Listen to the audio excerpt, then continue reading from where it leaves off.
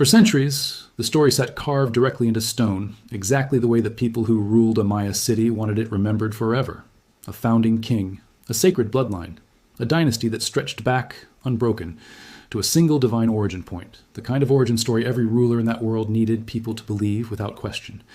Archaeologists read those inscriptions, translated them, and for a long time simply trusted what the stone was telling them, because that's what stone monuments are for. They're not casual records. They're propaganda carved to outlast empires. And for a long time, that propaganda worked exactly as intended, even on the scholars studying it thousands of years later. Picture the tomb itself for a moment, because it helps to understand just how much weight that founding story was built to carry. Deep inside a pyramid at the heart of the city, sealed behind layers of rubble and plaster that had gone untouched for well over 1,000 years, lay a burial chamber packed with exactly the kind of grave goods you'd expect for a man, the inscriptions called a living founder of gods. Jade ornaments carved with painstaking precision, painted ceramic vessels arranged in careful, deliberate order around the body. Offerings clearly meant to accompany a person the city believed had earned by blood and by divine right the position at the very top of an entire political and religious order. Every object in that chamber was a statement. This man mattered. This man's descendants mattered. This bloodline was sacred, permanent, untouchable. Then genetics walked in and quietly pulled the entire foundation out from underneath the story. This is one of those discoveries that doesn't just add a footnote to history, it rewrites the opening paragraph. Because when researchers finally managed to extract usable ancient DNA from royal burials tied to one of the earliest known Maya dynasties, what they found didn't match the neat, divinely ordained bloodline described on the monuments at all. It suggested something far messier, far more human, and honestly far more interesting than the sanitized version carved in stone for public consumption.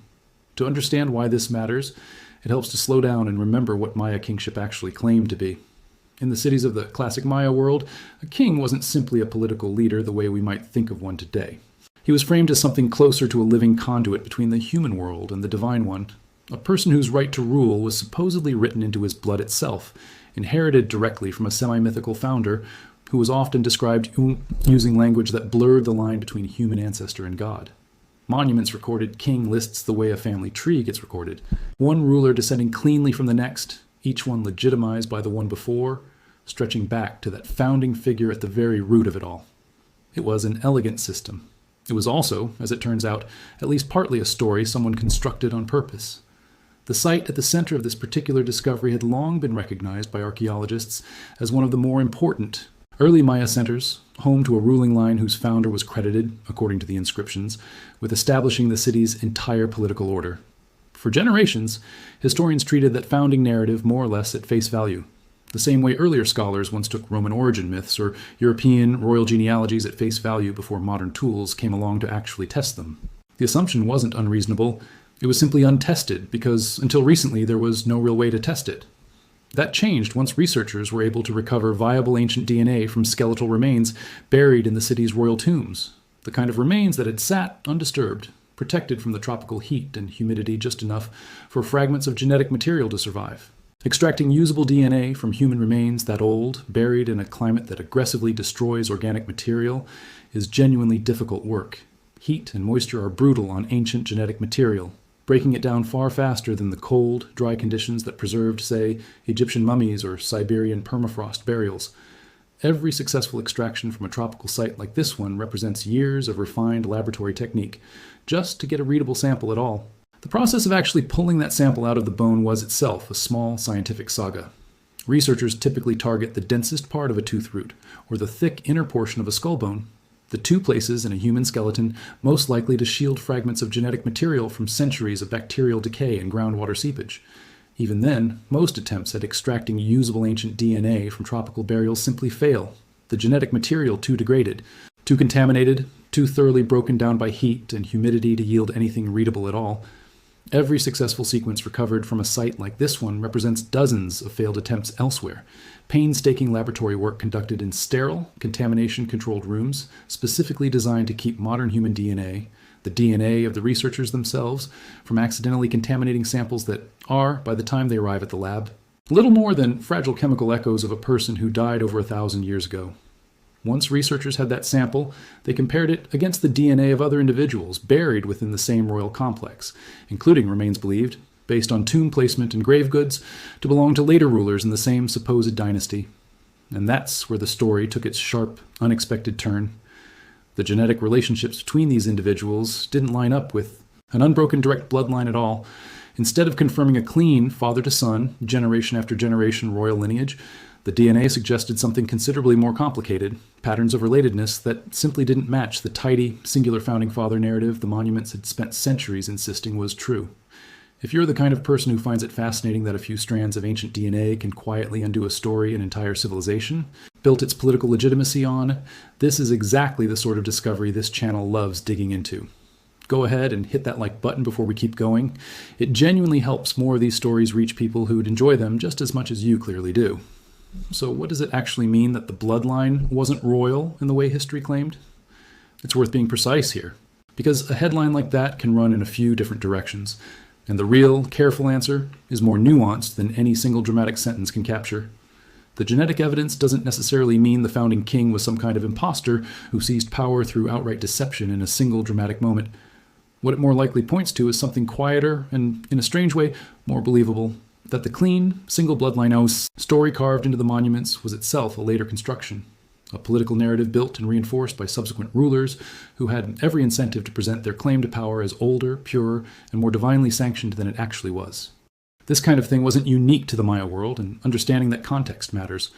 Across almost every ancient civilization that relied on hereditary kingship, the official genealogy presented to the public and the messy biological reality underneath it didn't always match perfectly. Adoption into a royal line, marriage alliances reframed after the fact as blood descent, and outright political rewriting of family trees to strengthen a shaky claim to power all show up again and again, once historians and geneticists actually go looking for them. Royal propaganda, it turns out, has never been particularly interested in biological accuracy. It's interested in legitimacy, and those two things aren't always the same thing at all. What makes the Maya case especially striking is just how early in that dynasty the genetic break appears to show up. This wasn't a distant descendant several centuries removed, quietly fudging the record to cover for a weak claim. The irregularity in the bloodline appears close to the very root of the dynasty itself, suggesting that the sacred, unbroken line story may have been shaped and formalized remarkably early, potentially not long after the events it claimed to describe. Which raises a genuinely fascinating possibility that the founding narrative wasn't simply exaggerated over centuries of retelling, the way myths naturally drift and grow with time, but was instead constructed with real intention, close to the source, by people who understood exactly how much power a good origin story could provide.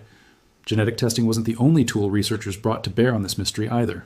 Alongside the DNA work, scientists ran isotope analysis on the same remains, a completely separate technique that examines the chemical signatures locked inside bone and tooth enamel to reconstruct details about a person's diet and geographic origin. Because different regions carry subtly different mineral signatures in their soil and water, and because those signatures get absorbed into a person's teeth during childhood and stay there permanently, isotope analysis can often reveal whether someone grew up locally or arrived from somewhere else entirely. When researchers ran this test on the founding king's remains, the results added an entirely new layer to the mystery, hinting that the man later mythologized as the divine root of an entire dynasty may not have even been born in the city he came to rule, but arrived from elsewhere, possibly from a distant, more established center, carrying prestige and political connections rather than any local bloodline at all. If that reading holds up under further study, it reframes the founding story even further. This wasn't simply a case of an internal succession dispute smoothed over with a convenient myth. It may have been a foreign figure, an outsider entirely, whose claim to the throne rested on strategic alliance and personal ambition rather than ancestry of any kind, local or otherwise. Let's slow down and talk about how researchers can even make a claim this specific using nothing but ancient bone and modern lab equipment, because the science behind it deserves real attention. Ancient DNA analysis works by extracting whatever tiny fragments of genetic material have survived within a bone or tooth, fragments that are almost always damaged, broken into short segments and heavily contaminated with DNA from bacteria, fungi, and centuries of soil exposure. Researchers have to carefully separate out the genuine human genetic material from all of that background noise, then piece together enough of a usable sequence to compare against other samples. From there, they can look at specific genetic markers that get passed down in predictable patterns, allowing them to estimate biological relationships between individuals with real statistical confidence, whether two people were likely father and son, siblings, more distant cousins, or not biologically related at all despite being buried in the same royal tomb complex. That last possibility, buried in the same tomb complex without being biologically related, is really the heart of what makes this discovery so significant. Because in the world of Maya kingship, tomb placement itself was a political statement. Being buried within the royal necropolis, close to the founding king, was a way of visually permanently declaring your legitimacy to anyone who ever visited that site afterward. If some of the individuals interred there weren't actually biological descendants of the founder in question, their burial placement wasn't a mistake. It was a choice. A deliberate, carefully staged assertion of belonging to a bloodline that, genetically speaking, may not have fully belonged to them at all. Some of the other burials examined in that same royal complex told an equally revealing story. Once researchers looked past tomb placement and directly at the genetics. Individuals interred in positions of clear prominence, close to the founder's own chamber, decorated with grave goods signaling high status, turned out in some cases to share no detectable close biological relationship with him at all. Meanwhile, less prominently placed burials, tombs that inscriptions and architecture had treated as secondary or minor, occasionally showed genetic signatures that fit more plausibly within a direct family line. It's the kind of contradiction that only genetics could have exposed, because architecture and inscriptions were never neutral evidence to begin with. They were curated, arranged, and built by people with every incentive to make the visual hierarchy of the tomb complex match the political hierarchy they wanted remembered, regardless of what the underlying biology actually looked like. This also opens up a much broader and genuinely fascinating question about how power actually worked in the Maya world, beneath the polished surface of official inscriptions. If bloodline alone wasn't the real guarantee of succession, researchers once assumed it was, what actually determined who ended up ruling a city like this one? The likely answer, based on this discovery and a growing body of related research, is that power in the Maya world functioned through a genuinely complex web of alliances, military, strength, religious authority, and strategic marriage, with bloodline serving less as a hard biological requirement and more as a flexible, retroactively applied justification for whoever actually managed to hold power. In other words, you didn't necessarily need to be born into the bloodline to rule. You needed to rule successfully enough, and then the bloodline got quietly adjusted on stone to explain why you deserved to. Try to imagine what that would have actually looked like on the ground, generations after the fact. A later ruler, perhaps facing a rival claimant or a shaky transition of power, commissions a monument.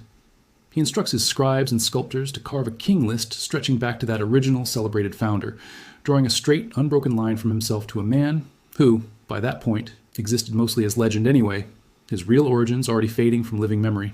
The monument gets erected in the city's central plaza, where thousands of people will walk past it, read it, and absorb it as unquestioned fact. Nobody alive at the time has any way of checking whether the bloodline it describes is biologically accurate, and frankly, almost nobody would have thought to ask. The story wasn't designed to survive scientific scrutiny.